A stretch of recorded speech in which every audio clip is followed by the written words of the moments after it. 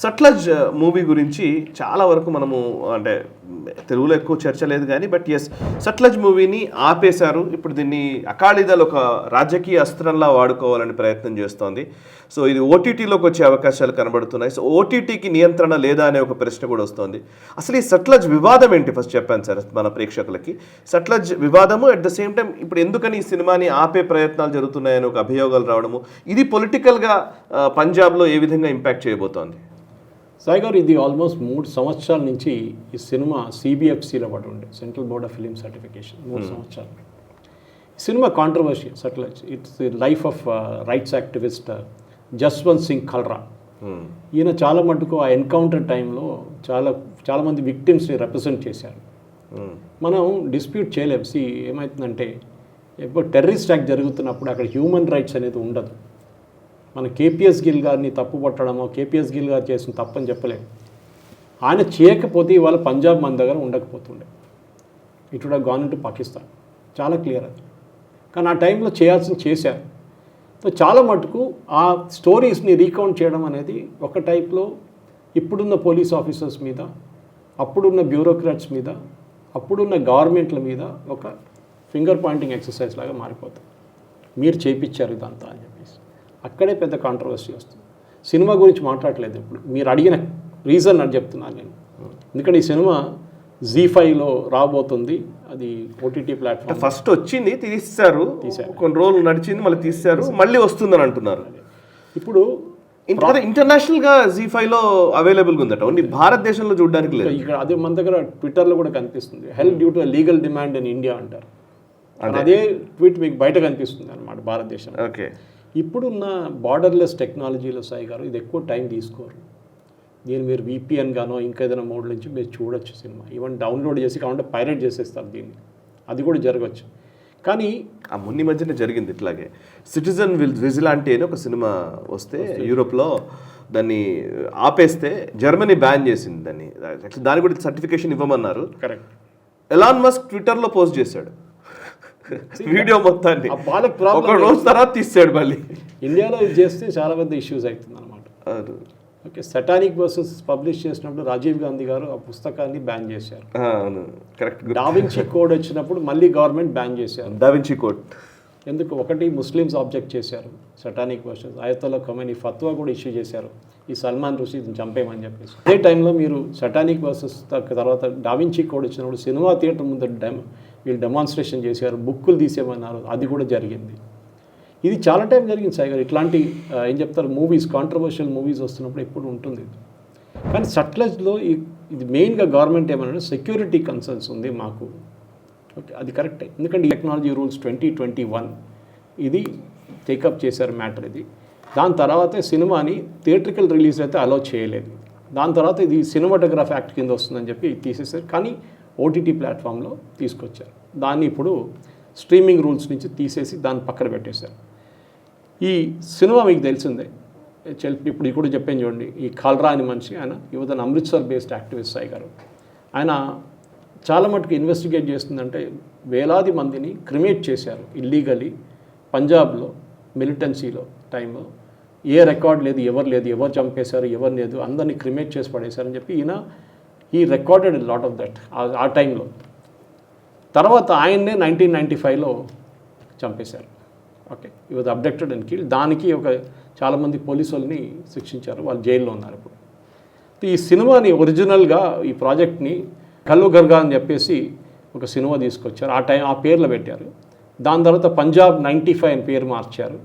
And definitely ఆ film certification ముందు వచ్చినప్పుడు వీళ్ళు 127 కట్లు రికమెండ్ చేశారు, విచ్ డైరెక్టర్ రెఫ్యూస్డ్. ఆయన చెప్పారు మేము చేయమని చెప్పారు, producer and director. So cinema థియేటర్కి రాలేదు సాయి గారు.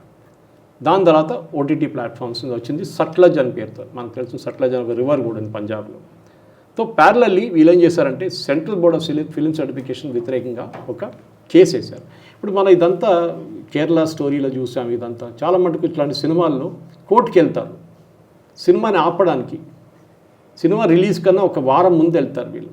బట్ హియర్ వీళ్ళే సినిమాకి వ్యతిరేకంగా వీళ్ళు వేసిన కేసు ఒకటి ఉండే. ఆ కేసుని 2023లో ముంబై హైకోర్టు ముందు వచ్చింది.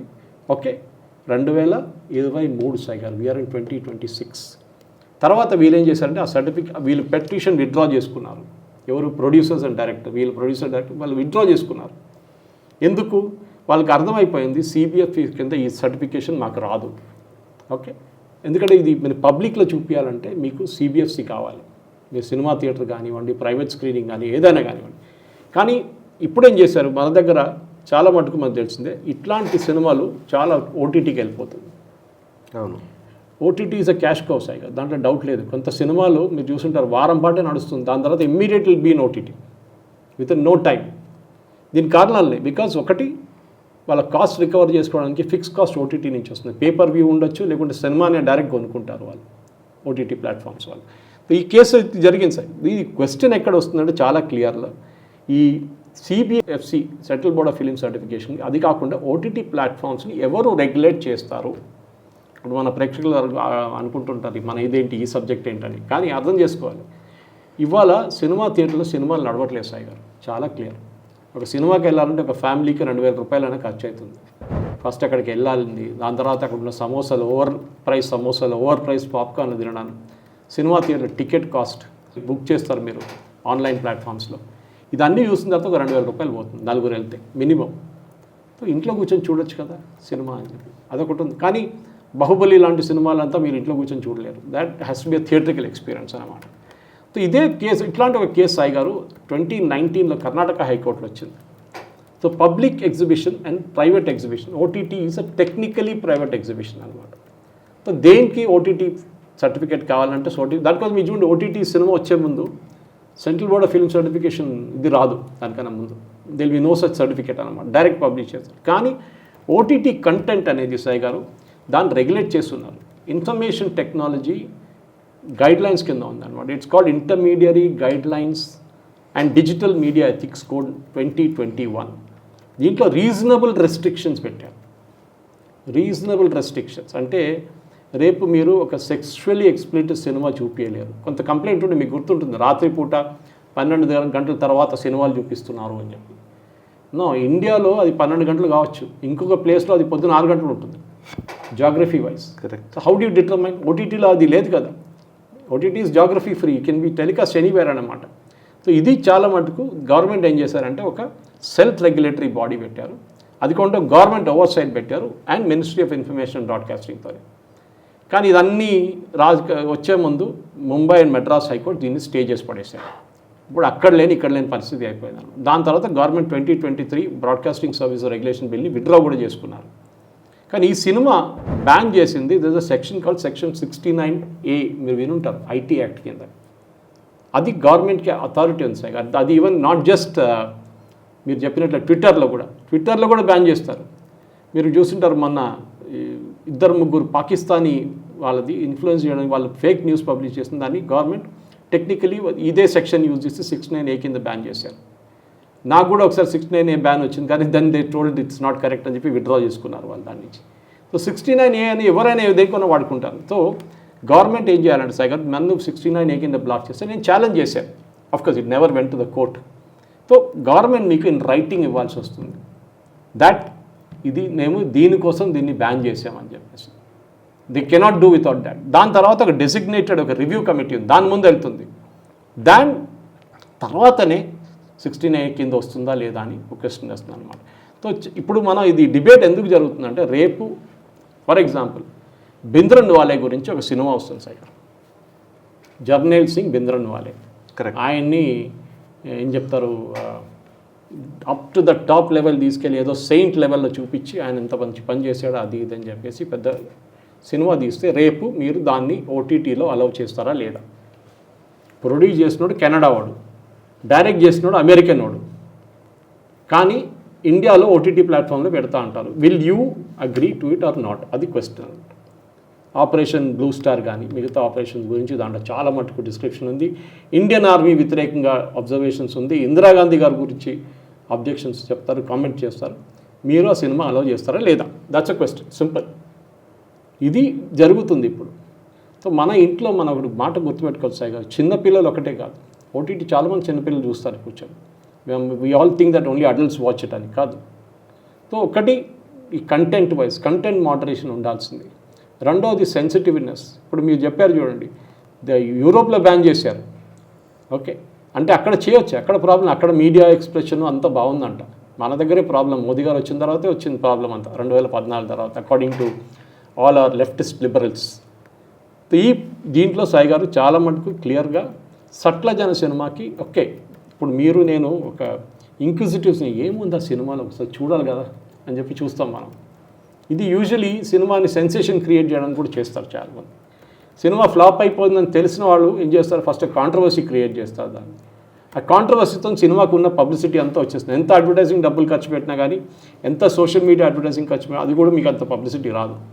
దాని తర్వాత సినిమా నడుస్తుంది. కేరళ స్టోరీ 1లో సాయి గారు నాకు ఇప్పుడు కూడా గుర్తుంది. I was a part of the team.